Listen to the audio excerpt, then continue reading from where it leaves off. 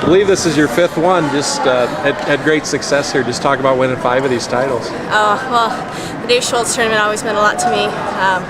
Dave Schultz Wrestling Club, you know, in memory of Dave Schultz, started by Nancy, was the first club to sort of take an eye on me even in high school before I started placing and help get me to some tournaments. And when the club was still in session, I remembered they'd always get together, big groups, you know, before nationals or something, and tell old stories about Dave and how he created an atmosphere, community, you know, across the world with wrestling.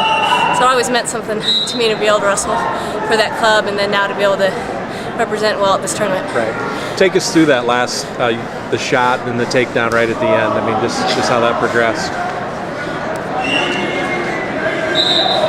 You kind of shot it on a leg attack, and they got the points at the end. Yeah, I think I'm showing that I don't really remember quite until I see the video what I do. I know there's a takedown at the end. I don't really remember the setup or anything. This is your 2nd tournament back. I mean, just how different did you feel this time around than you did up in Canada a few weeks ago? Well, in Canada I was injured a bit, so I felt a little bit better. But I'd love to talk about my development project as opposed to my own wrestling, if we could spend some airtime on that. Sure. Yeah, so one of the new projects that started up last year called the National Women's Wrestling Association. It's a nonprofit project designed to increase the educational opportunities available to women that decide to wrestle in college. And we're getting some great help from the women's coaches, from USA Wrestling, from other sports that have done it before us, you know, water polo, sand volleyball, and all that. So the idea, and I think you'll see it up on the mat hopefully soon, we're working on a website, but is to have all these girls that are graduating in love and wrestling to be able to have all the academic options. And academic options meaning any major they want, you know, public or private school, big or small school.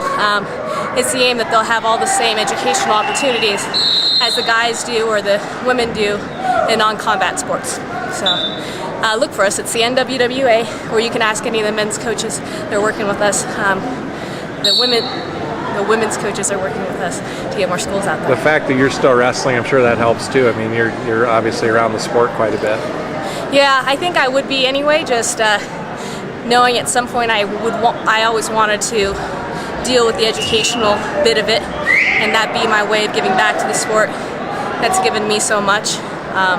And my husband obviously still coaches, so I think we're always going to be around the sport. What brought you back for this season?